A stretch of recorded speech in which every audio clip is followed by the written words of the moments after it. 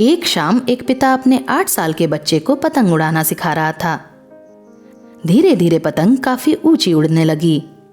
बच्चा ये सब बहुत गौर से देख रहा था। काफी मजा आ रहा था उसे। कुछ देर ऐसे ही देखते हुए बच्चा अचानक जोर से बोला, पिताजी, ये पतंग ज्यादा ऊपर नहीं जा पा रही है। आप ये धागे की डोर तोड़ दो और ये पतंग बहुत ऊंची चली जाएगी।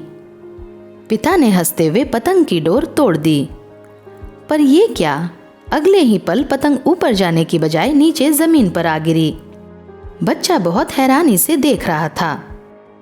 पिता ने समझाया कि बेटा, यही जीवन का सार है। हम जिस ऊंचाई पर हैं, हमें ऐसा लगता है कि कुछ चीजें हमें और ऊपर ले जाने से रोक रही हैं, जैसे हमारा घर परिवार, दोस्त, रिश्तेदार, माता पिता। और हम पतंग की डोर की तरह इन सब चीजों से आजाद होना चाहते हैं।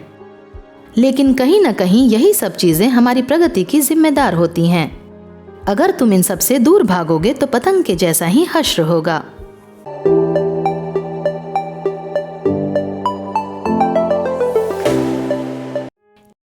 एक शाम एक पिता अपने 8 साल के बच्चे को पतंग उड़ाना सिखा रहा था। धीरे धीरे पतंग काफी ऊंची उड़ने लगी। बच्चा ये सब बहुत गौर से देख रहा था। काफी मजा आ रहा था उसे। कुछ देर ऐसे ही देखते हुए बच्चा अचानक जोर से बोला, पिताजी, ये पतंग ज्यादा ऊपर नहीं जा पा रही है। आप ये धागे की डोर तोड़ दो और ये पतंग बहुत ऊंची चली जाएगी। पिता ने हंसते हुए पतंग की डोर तोड़ दी, पर ये क्या! अगले ही पल पतंग ऊपर जाने की बजाय नीचे जमीन पर आ गिरी। बच्चा बहुत हैरानी से देख रहा था।